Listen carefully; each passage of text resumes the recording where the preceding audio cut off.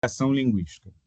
A variação linguística, eu poderia estar, se a gente estivesse dentro de uma aula de espanhol clássico, dentro daquele movimento onde a gente não está focado na cultura, mas está sim focado na construção da língua, você vai pegar sobre os acentos, sobre a variação das formas, sobre como isso vai ficando em aspectos diversos da língua.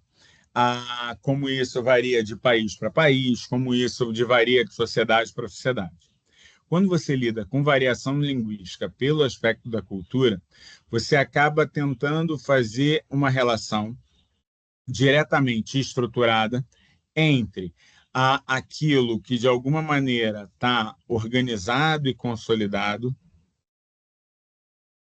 aquilo que está organizado e consolidado pelas relações políticas, pelas relações sociais, pelas relações dinâmicas, vamos chamar assim, de uma construção de uma identidade linguística que passa por uma identidade cultural, que passa por uma identidade social. Fomentando o professor de história que mora dentro do meu coração. Imagina o seguinte, cara, não é estranho, ou pelo menos deveria ser estranho, deixa eu só fazer uma mudança aqui para o outro aparelho. Não é estranho, ou pelo menos deveria ser estranho,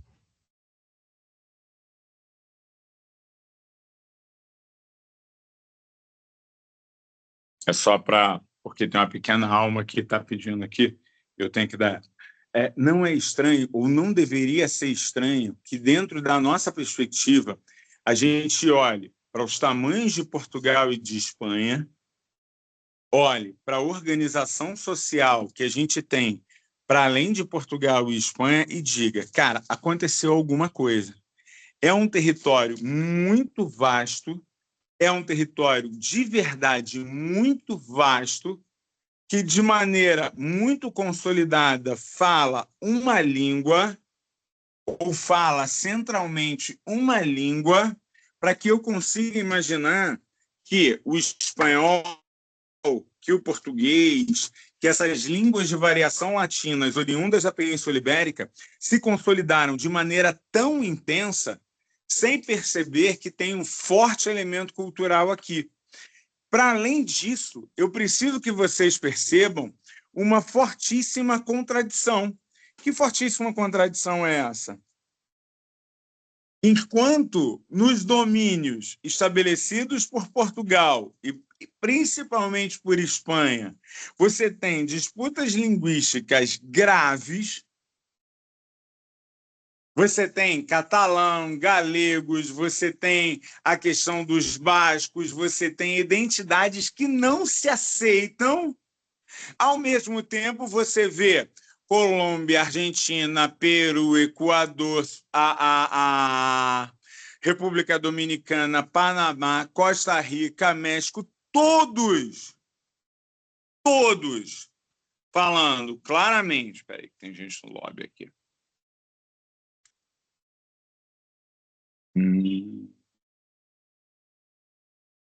Todos falando espanhol, e ainda que você tenha uma segunda língua de raiz dos povos indígenas, isso não se configura.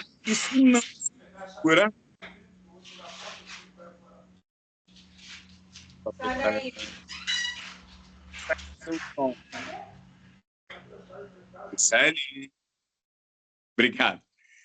Isso não se configura numa língua dominante ou numa disputa linguística tal qual como você vê na Espanha.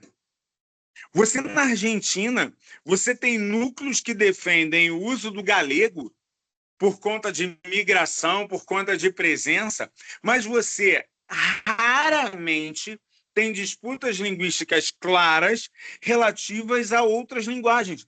É isso que me chama a atenção e é isso que eu quero trabalhar com vocês.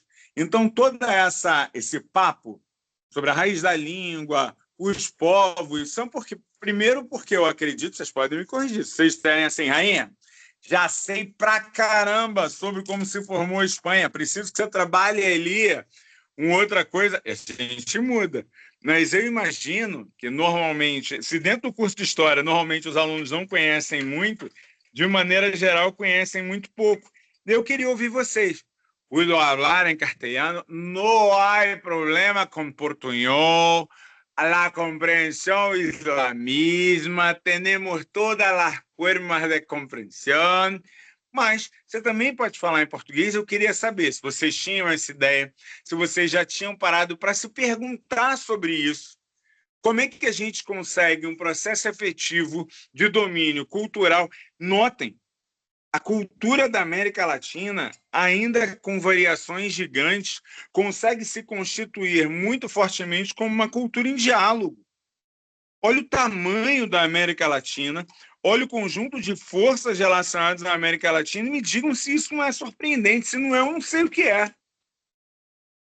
Conseguem compreender o que eu estou querendo dizer? Então falem para mim um pouquinho. Não há problema. Vocês conheciam isso? Vocês tinham essas dúvidas? Vocês têm questões para me fazer? Eu não tinha, assim, a menor ideia. Assim, nunca tinha pensado sobre isso, assim, não mesmo. Não é engraçado a gente pensar o próprio tamanho de Brasil? Eu sempre fico pensando nisso. A gente olha o tamanho de Portugal e olha o tamanho de Brasil e olha o tamanho dos sujeitos que falam a língua portuguesa. Para mim, é sempre muito chocante. Não, Rainha, é normal. Você pode ver que na Índia o inglês... Não, não é verdade. A Índia você tem forte a presença do índio, você tem forte a presença do árabe, você tem frágil, mas presente o português, você tem o inglês como uma segunda língua muito bem trabalhada dentro daquele momento. E não a mesma ideia do que você tem na colonização de uma primeira e indiscutível língua. Um segundo, gente.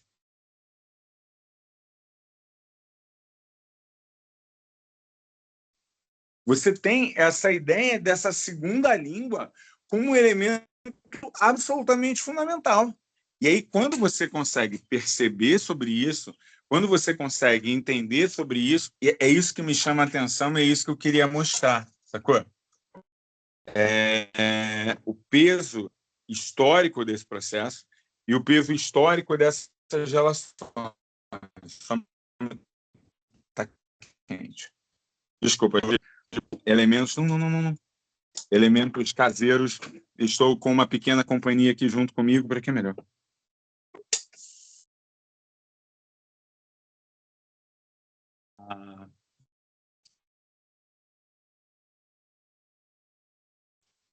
Espera aí que eu variei aqui. Vocês estão me vendo? Estão me ouvindo? Sim. Então, beleza. A gente perceber esses elementos, para mim, se torna um processo absolutamente fundamental. Mas vamos lá. Vamos pegar... Uma vez que a gente viu isso na teoria, vamos tentar entender isso na prática. Vocês conseguiram achar música galega e música catalã aí?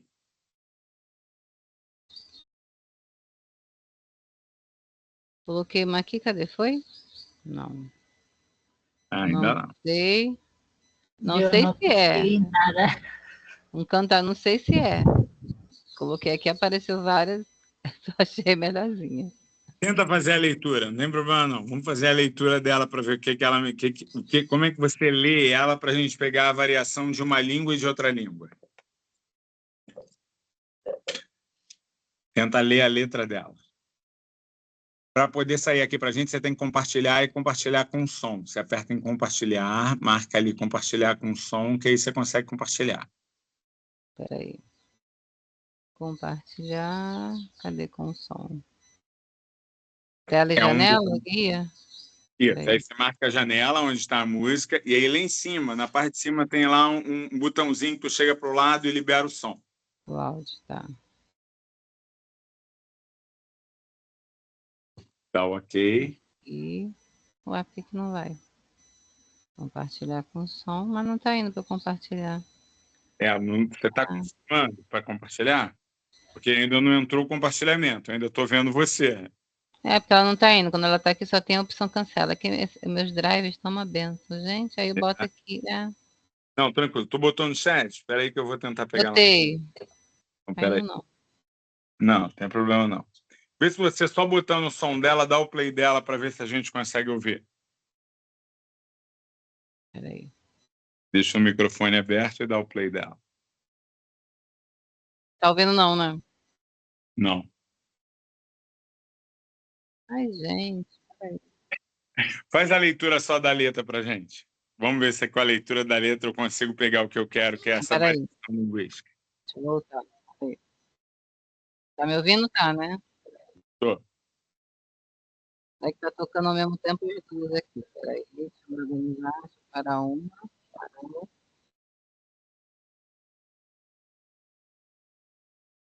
Vamos lá. Tá. Tá começando.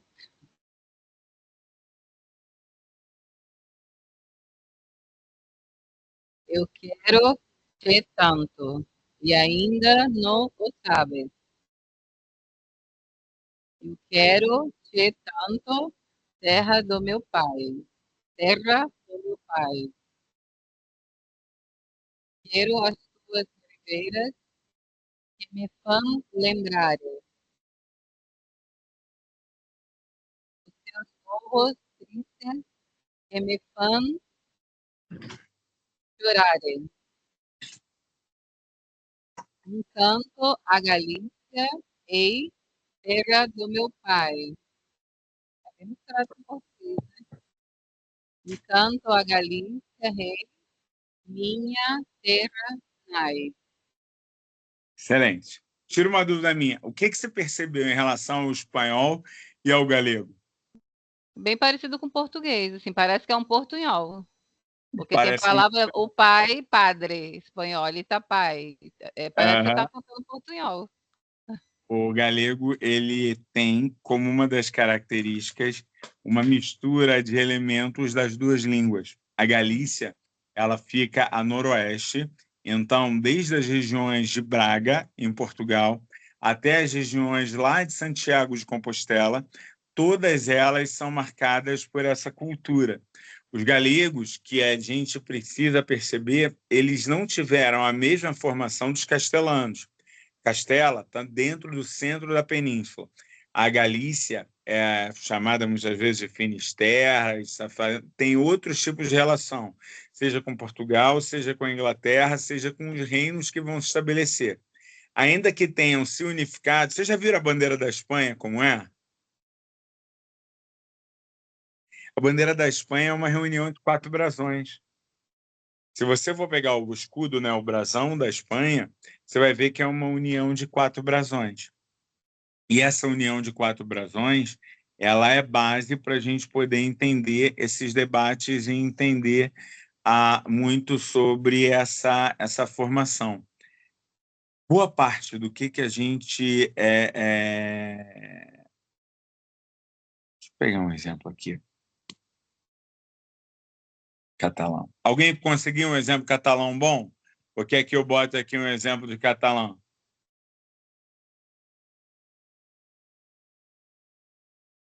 Eu não tinha pego ainda não. Não. Eu vou pegar um exemplo de uma poesia catalã e vou fazer a leitura. Não sou um especialista em catalão, antes que a gente não fique com esse processo, mas ele é bem interessante. A Catalunha é diferente do que vai acontecer com a Galícia. A Catalunha, para quem não está antenado no mapa, Barcelona, ela fica à beira do mar Mediterrâneo, mas ela fica muito mais próxima da França e dentro das relações com a Itália. A Catalunha, dentro daquele momento de formação, ela tem um processo de resistência. Então, você tem uma resistência muito grande à presença muçulmana, e esse condado de Barcelona se estabelece exatamente nesse campo de resistência.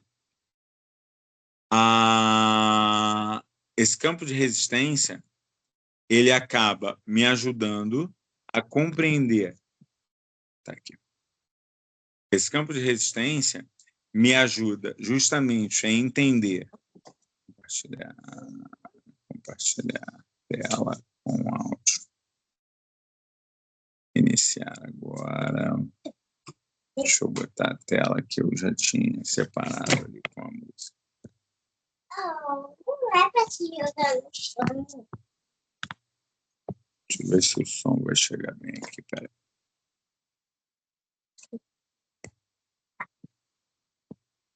Não está entrando som, né? Não. Quando eu compartilhei o som, não entrou. Tá. Aqui, acho que vai. Estão vendo a tela?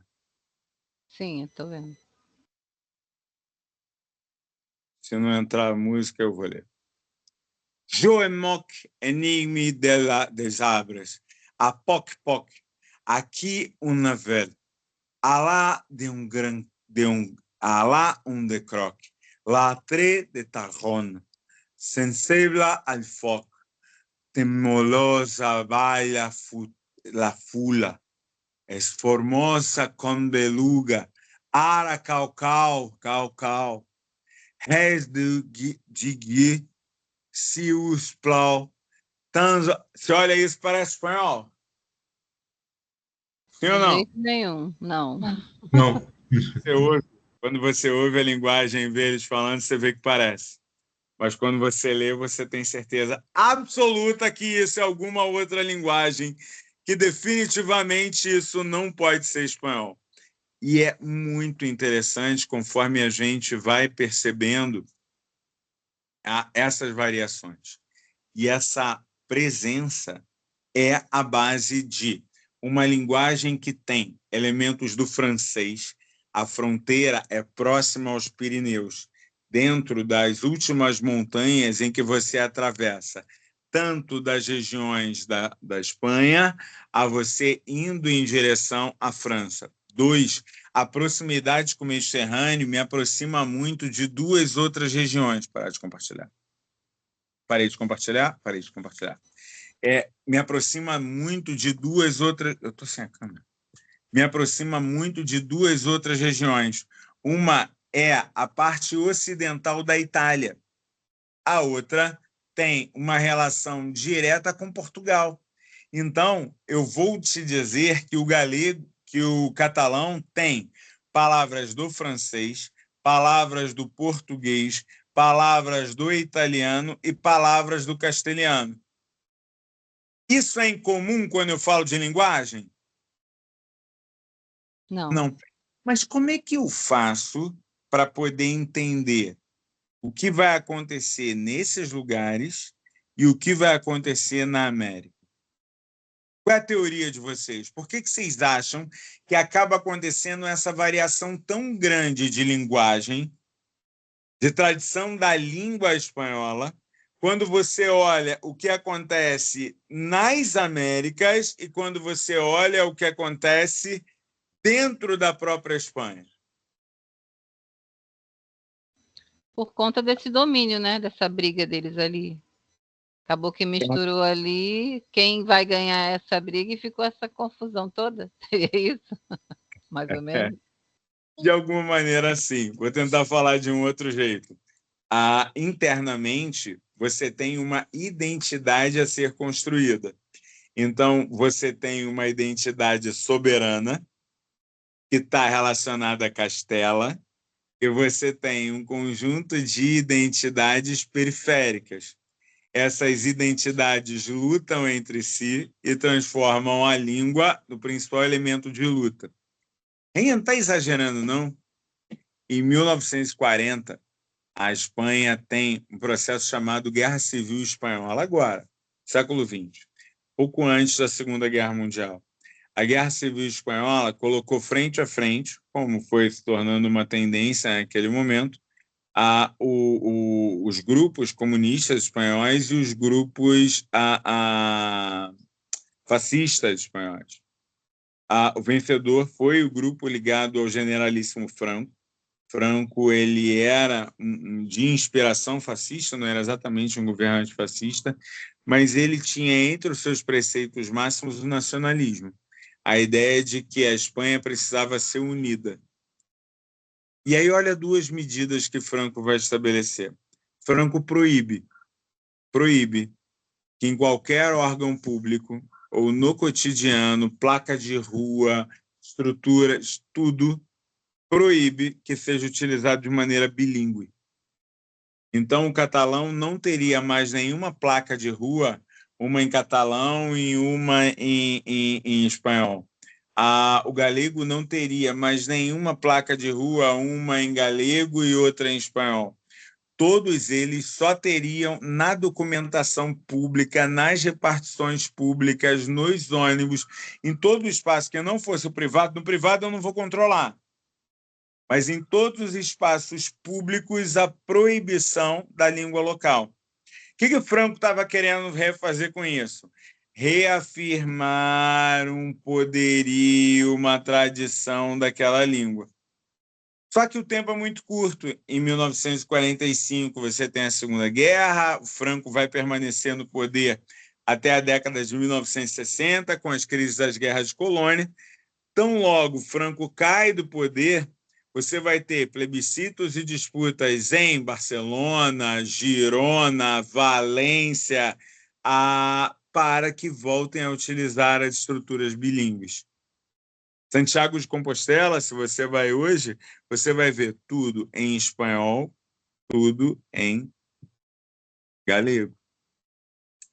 Isso mostra esse poderio. Agora, quando a Espanha estava fazendo a dominação da Bolívia, garantindo que a população indígena local não tivesse nenhuma possibilidade de organização, hacia un punto central.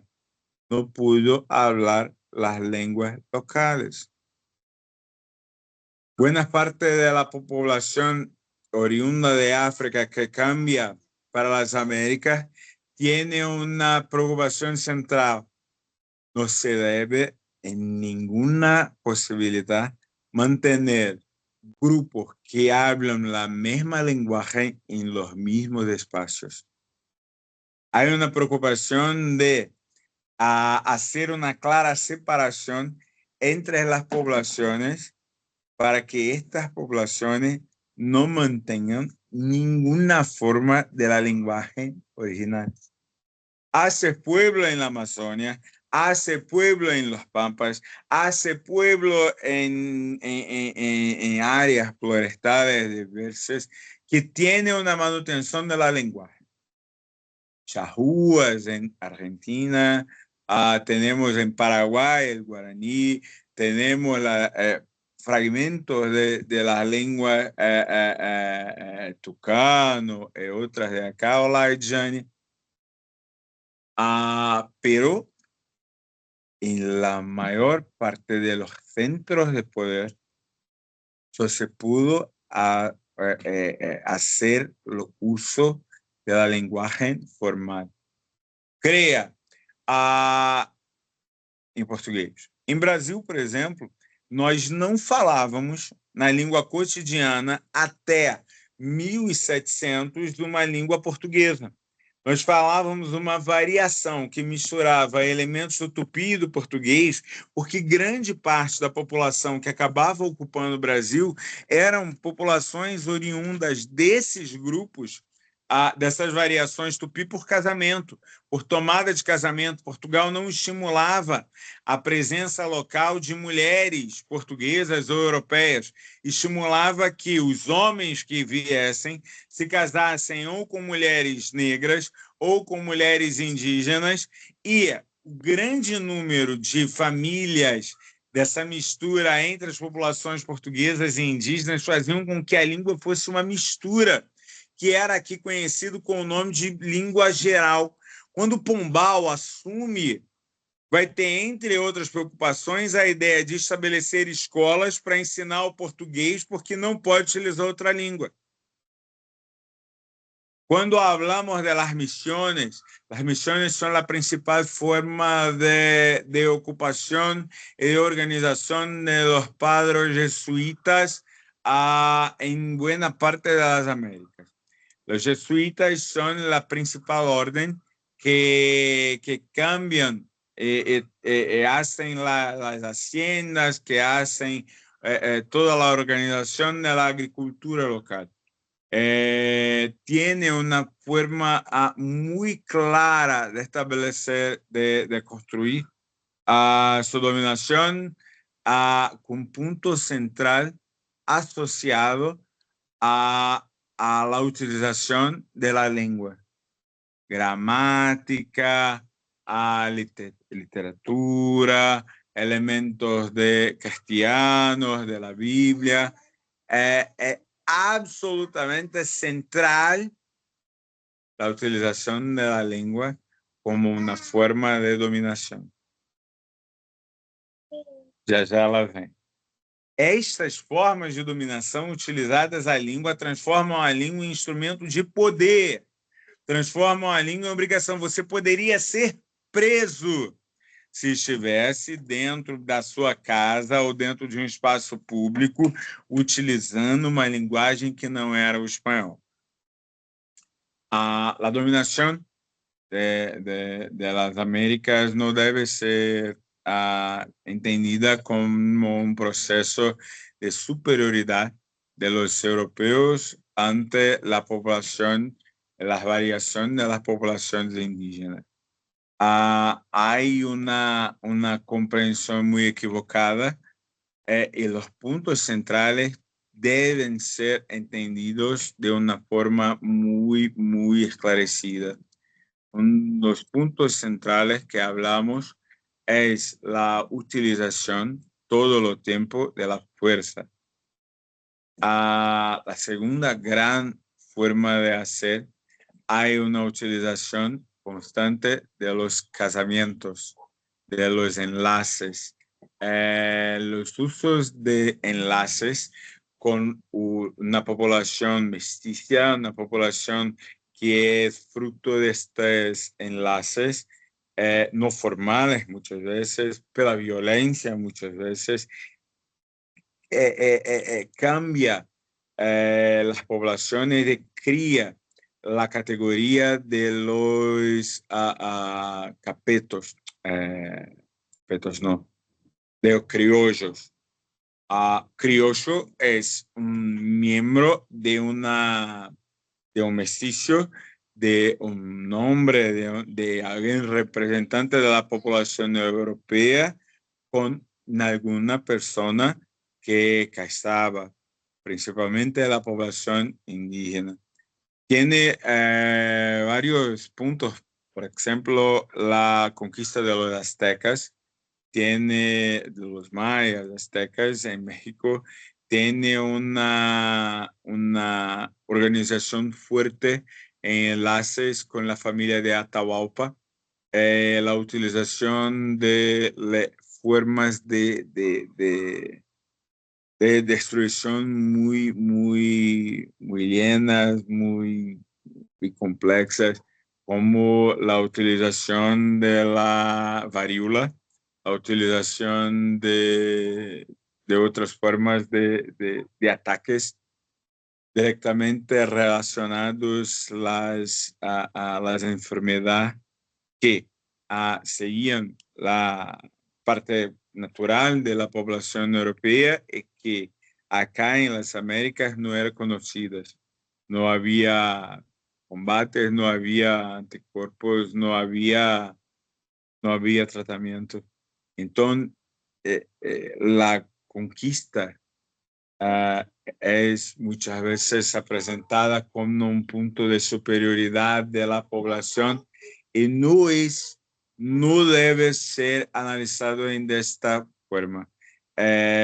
Si en local, si en la península ibérica la población tiene un centro muy relacionado a las disputas, la identidad, la conformación local, acá en las Américas tenemos como centro las variaciones de formas de dominación, el uso constante de práticas para la dominação.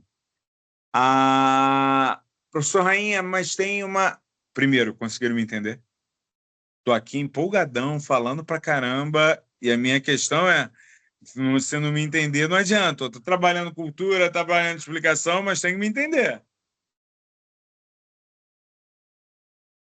Estamos indo bem, estamos indo mal, como é que a gente está? Tá dando para entender. Tá dando para entender?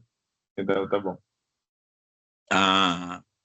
Tem algumas formas que são que eu considero bem importantes para a gente poder trabalhar sobre isso. E eu não consigo entender que a gente só fale e a gente vai conseguir entender tudo, ainda que o nosso foco, como tenho trabalhado sempre, seja a cultura. Então, eu queria pedir para vocês, eu vou parar 2 minutinhos, vocês vão fazer uma busca. Qual é a busca que eu quero?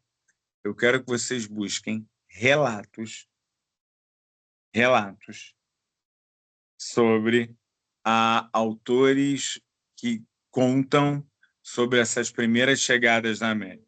Quando a gente fala do Brasil, a gente fala de relatos relacionados ao italiano Américo Vespúcio, a gente fala de relatos dos primeiros botânicos, do Frei Vicente Salvador. Na Espanha existem esses relatos, seja os relatos relacionados a Potosí, a Montanha de Prata, sejam relacionados às figuras mais diversas que vocês podem imaginar. As marchas do Pizarro, ao Cristóvão Colombo. Eu quero que vocês busquem e leiam. Leiam um pouquinho. E aí eu quero que desse relato vocês tentem me contar um pouquinho do que vocês viram, curiosidade. Rainha, precisa ser um documento? Não, pode ser um textinho que você viu, pode ser uma coisa legal que você viu sobre essa conquista das Américas e essa questão das conquistas das Américas. Mas eu não quero que vocês só me digam. Eu quero que vocês tentem, com as suas palavras e do jeito que vocês conseguirem, me contar um pouquinho sobre isso utilizando a língua espanhola. Ok? Posso fazer isso? Eu vou dar, agora são 9h06, vamos considerar 10 minutinhos é o suficiente, não é?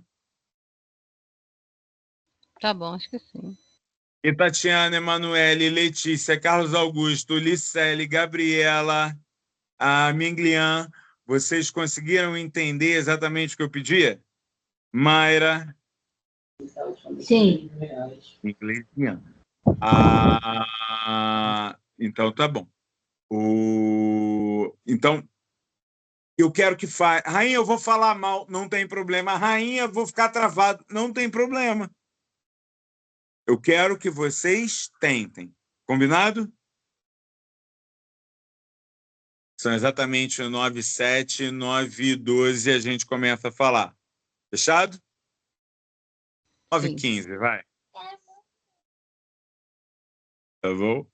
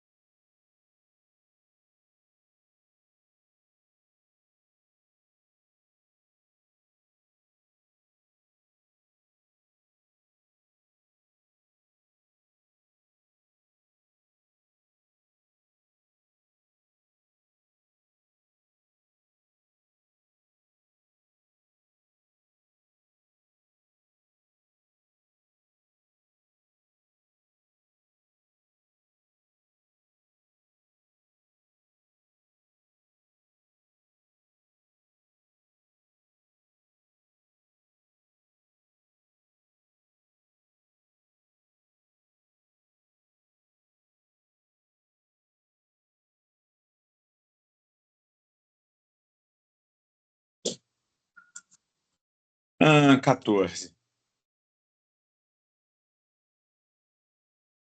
Falta pouco.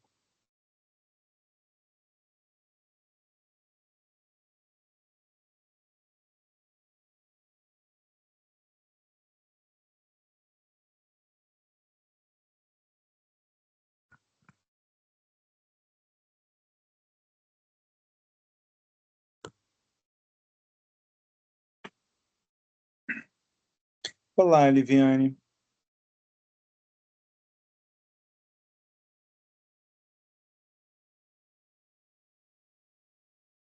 Você já estava aqui antes, Lucas, Liviane. A gente passou um exercício para a gente poder construir um pouquinho um relato sobre a conquista das Américas em espanhol, utilizando a voz de vocês.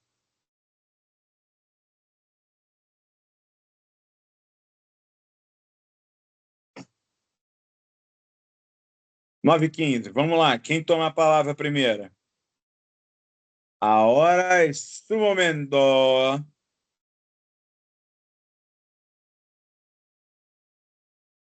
Andrea y Tatiana. Bien, Gleidan. Me escutas? Sí, alto e claro. Pesquisei aqui, demorou mais a achar alguma coisa, né? Mas estava vendo aqui sobre a Montanha de Prata. Deixa eu olhar aqui, até o que tem aqui no início. Soy el rico Potosí, del mundo soy el tesoro. Soy el rey de los montes, envidia soy de los reyes.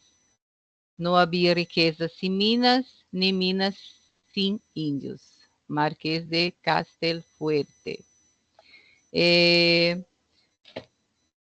Esta montanha llamada Cerro Rico de Potosí, localizada al sur de Bolívia. Esta fuera la mayor montanha fornecedora de prata de la história humana. E vi aqui um ditado espanhol que disse: vale um Potosí. Foi o que consegui nesse tempo. Muy bien, ya está. Potosí es una leyenda, una leyenda, una historia fantástica. Cuando la población, cuando los conquistadores oyeron hablar sobre la existencia de una montaña de plata, no es posible, y tiene rasgos, tiene ideas, tiene muerte, es una verdadera odisea. En la forma que ha dicho, en la forma que ha empleado, tiene una construcción muy propia, porque las características de la exploración no es simple. Tú estabas en un punto de montaña a 4.000 kilómetros. Es increíble en la forma que hablamos, pero con plata, con la población indígena, con los conquistadores, con todas las fuerzas de la corona española en aquel rasgo, crea. Toda la montaña desapareció. Toda la montaña fue dilapidada en aquel momento. Tiene una gran historia. Hace una conversación que las condiciones económicas de Europa han cambiado intensamente después de la plata de Potosí llegar a los comercios en la realidad de la España. Que la capacidad, la organización es completamente diferente después del ataque, de la victoria, de la dilapidación de Potosí. Muy bien. Quem é o próximo?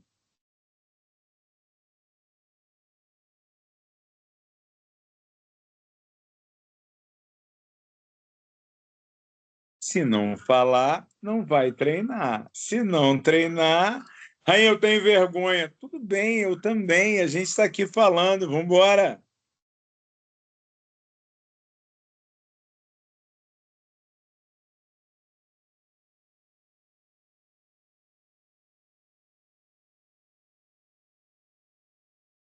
Minha inglesã, vamos lá, me ajuda aí.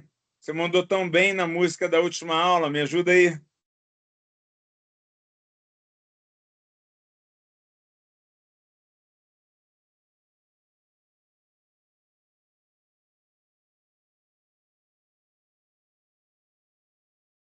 Mara, vamos lá, me ajuda aí. André, acho que hoje nos deixaram mesmo, não querem de jeito nenhum contribuir. Nos dá a honra de trocar. Bora, Lucas.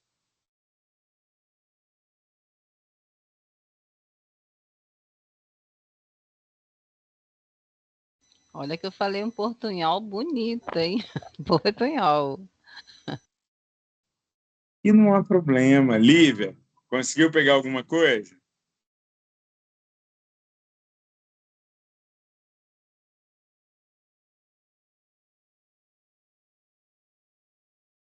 Sem problema, não. Próximo vocês participam mais. Ah, assim, mas de novo, é muito importante que a gente vá quebrando, que a gente vai vendo. Aí é quarta de manhã, eu estou em outra coisa, é uma correria, eu estou saindo de casa, eu estou indo para o curso, eu estou pegando. Eu sei. Fiquem tranquilos, eu tenho plena consciência. Eu sei que às vezes não é tão fácil, eu sei que tem um monte de gente que acaba assistindo depois, conforme a aula está lá liberada, mas eu acho que também é importante que a gente tente. Tentar é uma coisa fundamental para a gente chegar, para que a gente possa estar aproveitando da melhor forma as trocas que a gente tem aqui. Eu vou mudar ali para outra telinha, me dá um segundinho e a gente segue. Quem não pegou, quiser se empolgar nesse meio tempo, eu agradeço. Vai ser bom.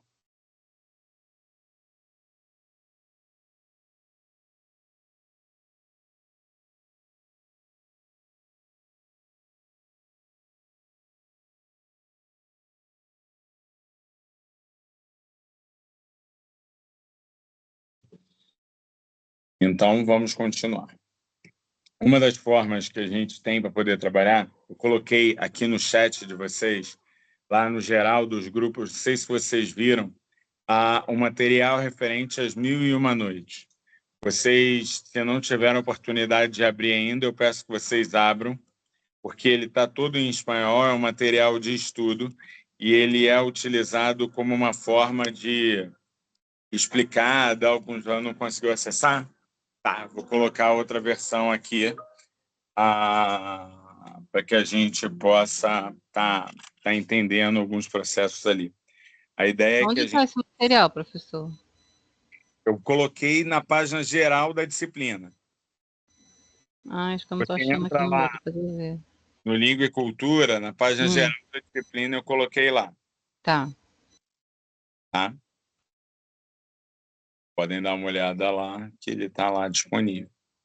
E eu vou estar colocando outros materiais conforme vão estar. Eu vou colocar um Gabriel Garcia Marques para que a gente possa discutir. Na aula que vem, eu vou estar utilizando um dos temas que a gente traduziu de espanhol para que a gente possa acompanhar, para ver se às vezes com a visualização dos temas a gente consegue uma relação diferente, porque aí tem os vídeos, o tema ele é todo em espanhol, então ele facilita às vezes para a compreensão de algumas coisas, para que a gente possa também estar desenvolvendo e também estar colocando de uma forma clara ali que ajuda. Tá? Vamos nós. Boa parte dessa consolidação que a gente chama dessa cultura espanhola, ela vai estar sendo muito consolidada no século XIV. E no século XIV, está variando a minha imagem? Espera aí. Deixa eu mudar aqui.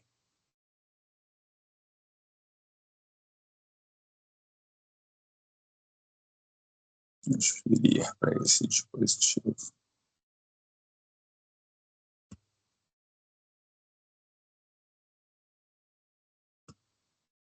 Peraí, tá travando aqui o outro. É porque eu uso o computador e o celular para poder ir revezando e podendo fazer. Só que agora o computador deu uma meia travada aqui, agora foi.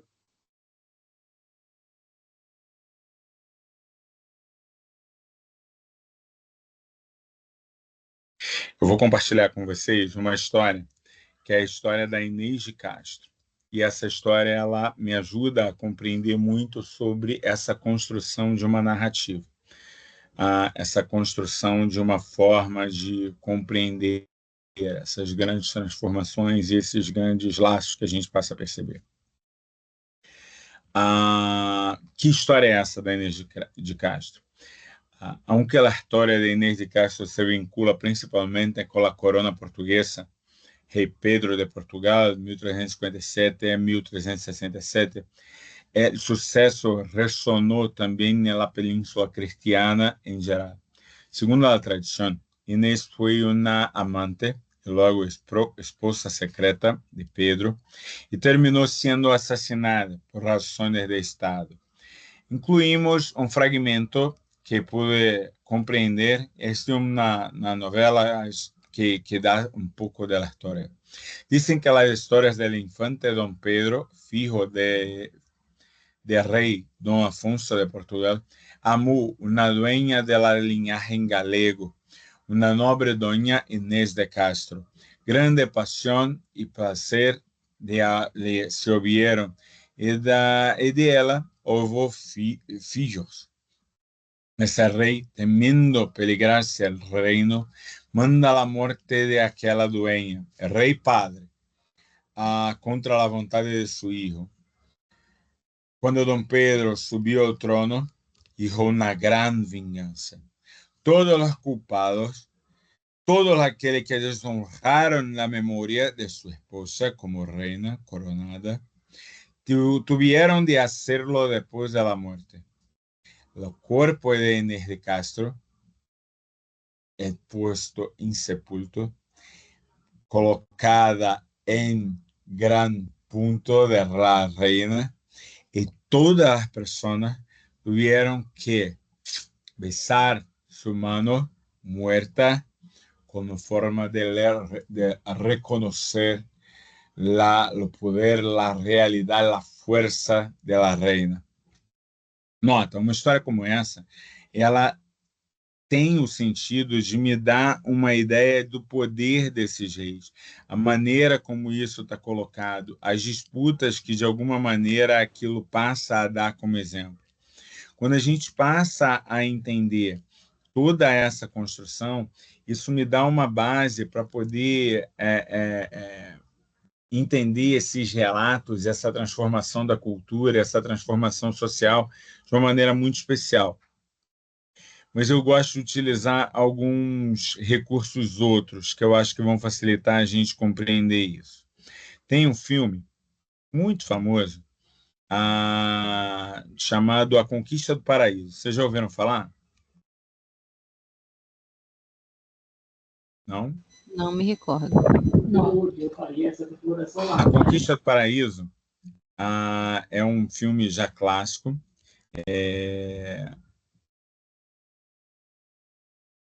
Eu vou botar um trechinho dele para vocês.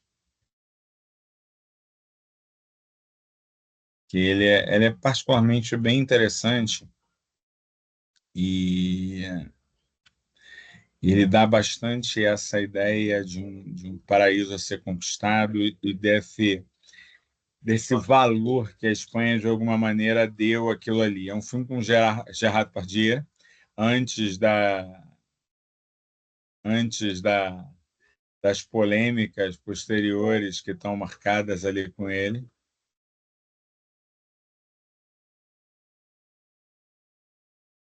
Deixa eu pegar aqui uma versão melhor, que essa versão está muito ruim.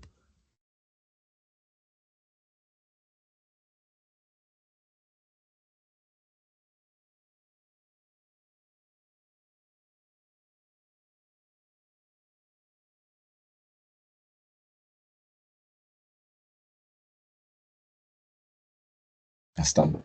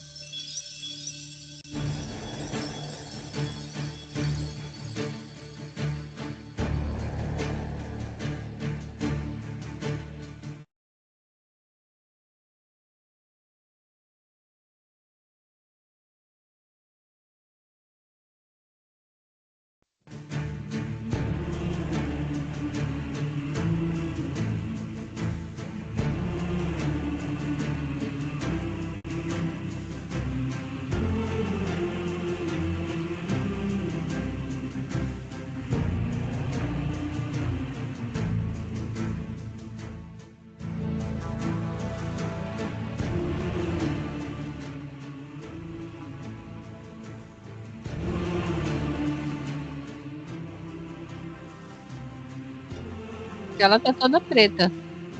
Pra mim, pelo menos. Agora Voltou? Voltou.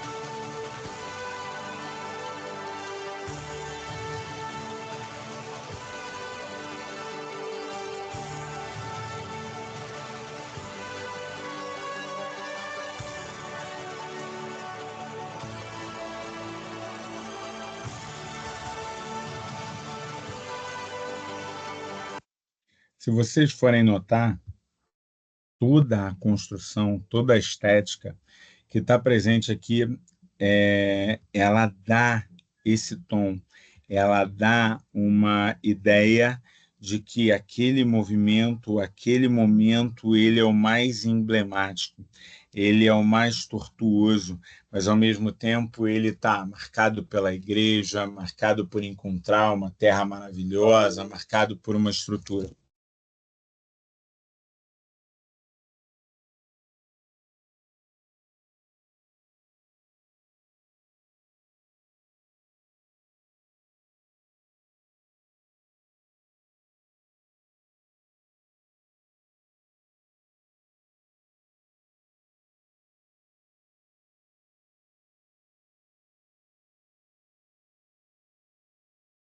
O sinal caiu, mas voltei. Vocês conseguiram me ouvir até onde?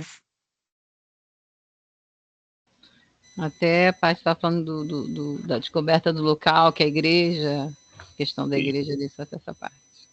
Maravilha. A 1001 Noites que pediram, eu coloquei de volta agora pelo chat. Se não chegar, eu mando eles de outra forma. Eu vou colocar os materiais também num link de Drive, porque aí, conforme for, vocês acessam por link de Drive, que já fica como uma outra possibilidade para a gente poder utilizar também, tá? O que tem de fantástico na conquista do paraíso e na maneira como a conquista do paraíso?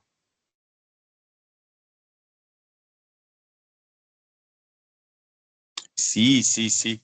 Tony, en la próxima clase tengo una búsqueda de hacer la lectura de materiales directamente relacionados con la conquista en la organización. Tiene un gran autor que es Alex de Tocqueville. Alex de Tocqueville es considerado uno de los mejores autores que hablan y que tratan sobre la organización. Hay una construcción muy interesante porque tiene lo mismo tiempo que una exasperación porque hay una gran cosa haciendo, pero tiene una fuerte relación de que algo de la barbarie, que poblaciones que no tienen ninguna condición de cultura, de organización, de valores, que todo aquí, todo que pasa es muy alieno de la realidad de la lengua y de las palabras. Crea, hay un hiato, hay un punto central en siglo XVI cuando hablamos de la transformación de la lengua y de la organización y de nuestra historia. Cuando hablamos que toda la historia pasa a ser eurocéntrica, pasa a tener una especie de organización que mira solamente a Europa. Tenemos que comprender que tiene un punto tiene un ordenamiento de hacer esta compreensão. Em português, um pouquinho, para ficar bem claro. Para aqueles que não estão tão acostumados com a aula de história, a grande transformação ocorrida no mundo no século XVI e XVII, ela é lenta, mas ela é enfática. As conquistas que são estabelecidas por Portugal e Espanha vão definitivamente mudar o tamanho do mundo. Para quem não lembra, Portugal e Espanha estavam buscando originalmente um caminho para retomar o comércio oriental. Portugal vai optar por um caminho do périplo africano, dominando terras e regiões na costa africana, até que eles chegam a Goa, até que eles chegam ao Sri Lanka, na verdade, no primeiro momento, depois eles vão chegar a Goa, enquanto a Espanha, que parte de um outro lugar, que não vinha conseguindo essas conquistas, vai ver chegar um comerciante com uma ideia diferente, um outro caminho. Muitos consideram que a ideia foi um absurdo, outros que eram um espião, outros que eram, mas é certo que Cristóvão Colombo representa, sem dúvida nenhuma, uma ruptura dentro daquele momento. A partir do momento que Cristóvão Colombo ele vai fazer a chegada às Américas, ele não sabe aonde ele está chegando. No primeiro momento, você tem um grande debate sobre que tipo de território era aquele, que tipo de espaço é aquele, que tipo de domínio era possível. Só que, naquele mesmo momento, a Europa tinha uma igreja muitíssimo vinculada a Portugal e Espanha. Não à toa, o Papa ele vai lançar uma bula papal, em que nessa bula papal ele vai reconhecer o direito divino de Portugal e Espanha de conquistarem as terras do Ocidente. Cara, você tem noção do que significa um documento como esse? Rainha, mas bula papal não era igual carta de domínio. Não à toa os outros países e os outros lugares vão contestar. Mas era uma baita forma de reconhecimento político e social que estava sendo organizado ali. Quando a Espanha vai estar chegando, ela vai precisar criar formas de conquista e dominação. Não é natural. Portugal, por exemplo, tem já um modelo. Portugal normalmente organiza entrepostos comerciais fortes na costa e começa a negociar pela costa. Já quando você coloca a figura da Espanha, a Espanha vai trabalhar muito com a ideia de ceder direitos. Então, ele pega dentro da população que está estabelecida lá na Espanha, a ideia é assim, cara, quem quer ir ali? Quem quer chegar naquele lugar diferente? Quem quer fazer aquele ataque de uma forma diferente? E ela transforma esses caras. Esses caras entram para a história e passam a ser reconhecidos pela gente na história como grandes heróis. Tem nomes importantes, nomes famosos, que são muitas vezes considerados os conquistadores da América. Na prática, a gente não tem uma única forma de empresa ou de organização espanhola. A gente tem algumas formas de organização espanhola porque aquilo era dado para a gente muito diferente. Então, por exemplo, os caras que ganharam o direito de entrar e de navegar pelo Prata, eles receberam os primeiros relatos oriundos do Brasil. Quando você começa a contar que os indígenas disseram que tem ouro e prata, começa uma verdadeira corrida, só que eles queriam conseguir atravessar o continente. Vão tentar atravessar o continente pela Amazônia, não dá certo. Vão tentar atravessar o continente pelo rio Uruguai, pelo rio Paraguai, pela grande bacia ali do sul.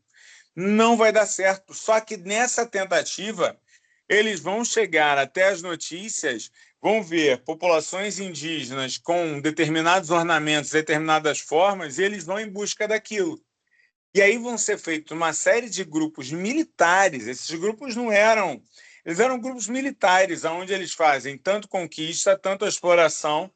E aí só que começa a chegar o primeiro grupo com uma grande quantidade, cara, isso é enlouquecedor. O cara sai daqui pobre, volta rico, eu vou também. Rainha, que isso? Isso é um absurdo, as pessoas não fazem isso. Não, pergunta para a Serra Pelada, pergunta para as travessias feitas para a Europa, para os Estados Unidos. As pessoas em busca de uma melhoria de vida, de uma outra condição, elas vão sair em aventuras e a Espanha E aí vão entrar junto com a Espanha italianos, holandeses, todos que estavam em meio. Era uma população maior, com outros grupos de apoio. Famílias vão sair da Áustria, da Alemanha, e esses grupos vão ser os grandes conquistadores das Américas. Vão ser aqueles que, de alguma maneira, vão colocar esses grupos, no primeiro momento, não têm identidade. E aí o governo espanhol vai precisar ter, a partir do momento que consolidou ali, ele vai buscar forma de exploração. Por isso que você vai ver um com forte população indígena e uma língua muito misturada, como vai ser o da Bolívia, e você vai ver um Peru com uma população muito parecida com o Brasil. Por que a população do Peru é parecida com o Brasil? Porque você vai estabelecer lá um outro tipo, é dado na mão de jesuítas. Os jesuítas vão negociar muita população africana, a ideia de organização de fazendas, cana-de-açúcar, saída pelo Rio Paraguai. Argentina e Uruguai não são referências para a gente olhar para isso, porque a população vai ser depois branqueada, com grandes números de europeus sendo trazidos do século XIX. Essa imagem de que o sul do Brasil não tinha população afrodescendente, ela não existe. Então você passa a notar que você tem uma cultura linguística e uma variação linguística fruto da história. Esse fruto da história tem um livro absolutamente fantástico, é isso que eu vou colocar para vocês para fazer esse exercício que a Natânia me pediu, que é do Gabriel Garcia Marques, Mil Anos... como é que é? Mil Anos, Mil Noites de Solidão, agora me deu um branco. Mas eu vou colocar ele em espanhol aqui para vocês, eu vou querer que vocês leiam, na medida do possível, o máximo que vocês leiam, porque quando vocês leem, vocês vão criando, vocês vão se aproximando da cultura. E aí eu vou falar de México. Vou falar de cultura mexicana, vou falar culto de los muertos, vou falar sobre toda essa relação construída a partir do México, pensando como Gabriel Garcia Marques me ajuda a pensar. Eu vou poder falar do Coco. Viva a Vida é uma Festa, já viram? Já assistiram da Disney? Sim, assisti. Sim. O que me ajuda a pensar sobre esse conjunto de relações e sobre essas formas como essas relações das Américas são constituídas. Misturas de elementos muito diversos que precisam ganhar algum sentido. Cada um dos movimentos que a gente está fazendo, ele, de alguma maneira, ele tem um argumento central, que é esse argumento da língua, está diretamente relacionado à construção da cultura e dessas formas. O material que eu vou colocar na semana que vem, a gente vai estar falando basicamente, fortemente sobre o México. Eu vou disponibilizar ele antes para vocês aqui. Então, vocês já vão poder acompanhar, fazer os exercícios, ver tudo que tem lá disponível para eles, sem problema nenhum, tá?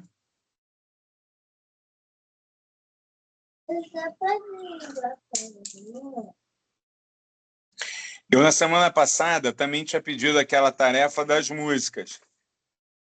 De vocês continuarem pegando e estarem fazendo ali a leitura das músicas e buscando, entendendo a cultura pelas músicas.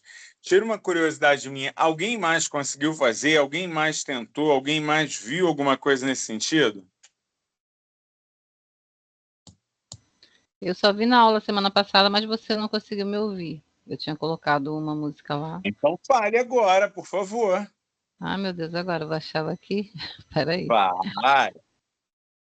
Eu coloquei. Tá aqui no chat ainda. Peraí, deixa eu tentar achar. La Luna y el Toro, de Esteban Araki. Vamos fazer a leitura dela.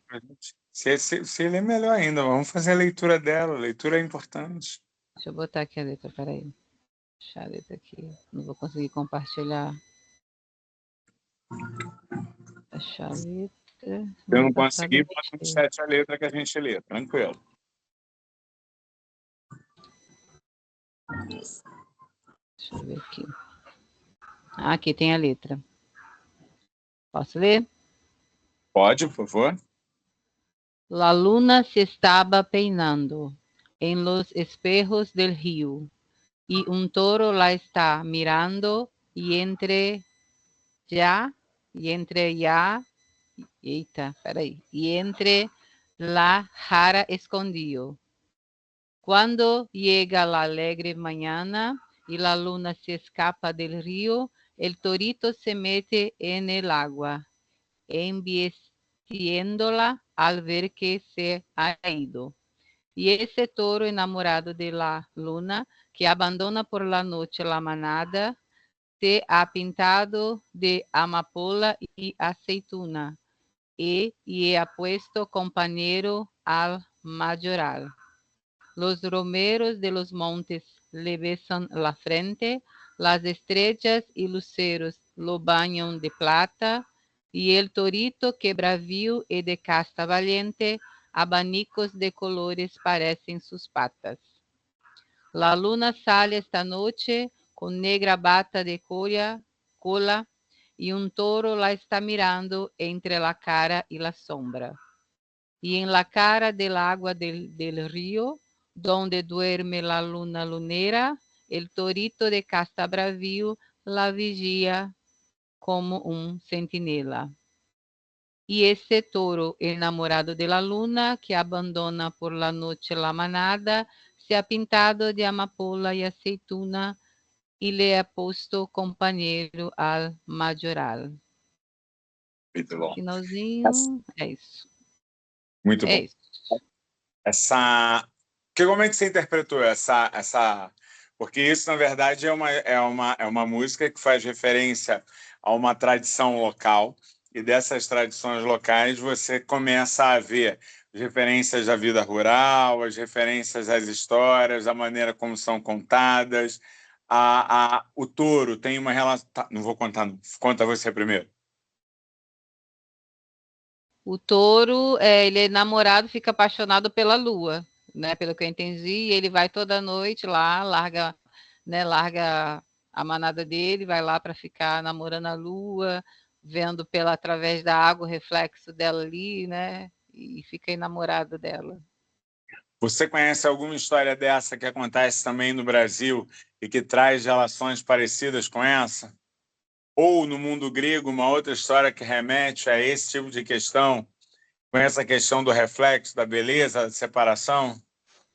Do Édipo, não, Édipo é da mãe, né? Tem a história do... Esqueci o nome dele agora, que se apaixonou por Narciso, isso. Eu que veio do narcisismo. Isso pelo próprio reflexo. Você tem a Vitória Régia, onde também a lua aqui nas Américas era masculina, e aí você tem a Índia apaixonada pela lua, que também vai ter uma história parecida.